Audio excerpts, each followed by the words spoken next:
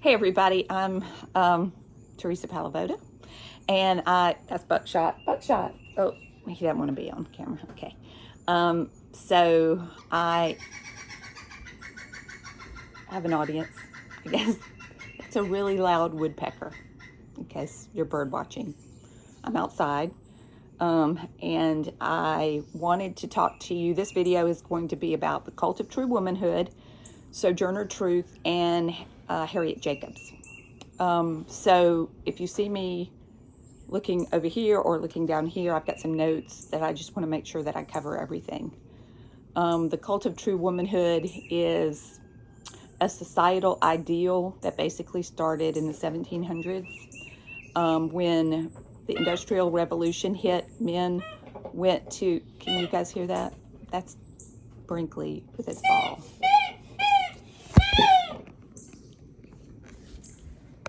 Brinkley. I don't know how to pause this, so let me just, bear with me 1 second. You're gonna have to take that inside, buddy. Here.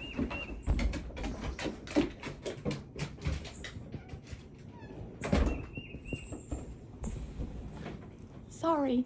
Okay, now, I think the birds are all set. Brinkley's all set. We're ready to go. Okay, so the cult of true womanhood. So in the 1700s, when the Industrial Revolution happened, and this is not a history class, it's a literature class. And so I'm just giving you history as a way to orient yourself so you kind of know what's going on. So, I'm not going into great detail about the Industrial Revolution, but prior to that, it was basically an agrarian society. Everybody worked at home to try to, there was a barter system, there was money, but, you might raise a lot of tomatoes and then you might, the family worked together on the farm. And so when the Industrial Revolution happened, and a lot of times men went out to work and worked in factories or worked in towns and that kind of stuff, women stayed home. And so society sort of developed these two spheres, okay? And so they were the domestic sphere and then the outside or, society sphere. And so the indoor or domestic sphere was a women's domain. And so society thought that women needed to stay inside, various reasons. It was better for procreation if women did not get too involved in business, if they didn't read too much, those kinds of things. So basically, that kind of stuff happened. So society decided that women, to be a true woman, that you needed to have these 4 qualities. You need to be pious or have piety. You needed to be domestic. You needed to be submissive, and you needed to be pure or have purity.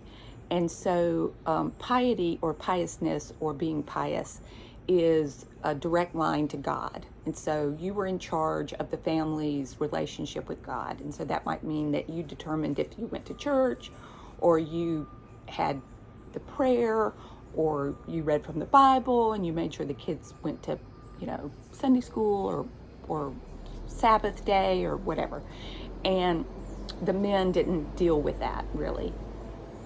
And then domestic duties were just that. Depending on what your wealth and status was, you might just sort of oversee kitchen staff or, housekeepers and that kind of stuff. Or you might be the one that was in charge of all of the domestic duties.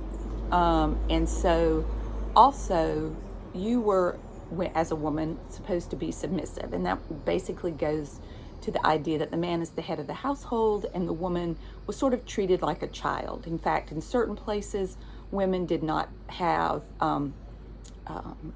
the legal right to their children. And so if something happened to the husband, he could leave the children in a will to another person. And so that kind of status happened with regard to women. So, there was all that kind of stuff. And then purity was just what we think, physical purity, but also mental purity. You weren't supposed to, don't bother your little head with these kind of issues business and reading and deep thought and that kind of stuff. It wasn't good for women to do this. And there are all different types of things that you can talk about. The rest cure, the idea that women who were nervous were asked to just lie prone for weeks at a time, and all of these societal ideas of what would make a better woman. And so when we look at, and so society thought that all women should have to do these. I mean, even women who had to work to support their family, all women tried to achieve these four tenets of society, and or four characteristics of society. And so, of course, that is impossible, especially, it's impossible for some women, but it's especially impossible for women who did not have agency over their own body, and specifically slave women. And so Sojourner Truth and Harriet Jacobs, both women who were slaves, were often, you'll see that they're for example, in Sojourner Truth's speech, Ain't I a Woman, the idea is that she has done all of these things just like a man, but she's still a woman. And so it's questioning those societal ideas of what a woman really should be. And so in addition, Harriet Jacobs, of course, is sexually assaulted, physically abused by her slave owner, and she, I'm not supposed to touch my face, sorry, and she has, in her book, she actually is so disappointed. She takes agency over herself and decides that she is going to, she writes about this in her book, Incidents in the Life of a Slave Girl, how she decided that she was going to be with Mr. Sawyer because she saw him as someone who would protect her and any children that they had. And of course, she was disappointed by him, and Dr. Norcom did not sell her to Mr. Samuels, and things did not work out the way she thought. But in parts of her book, she actually talks about the fact that how disappointed her grandmother was in her when she succumbed to Mr. Sawyer. In order, excuse me, she didn't see that she was the grandmother did not see that Harriet was trying to, or Linda Brent, as she's known in the book, is trying to protect herself. Instead, she just sees it as a disappointment. She's disappointed in Harriet because she was basically unpure, and didn't really take into account the fact that she was trying to protect herself from this man's unwanted advances. And we're not really sure as to whether or not what the sexual encounter, if there was a sexual encounter, if it was just physical abuse. She doesn't really talk about that to any extent as to whether or not Dr. Norcom actually,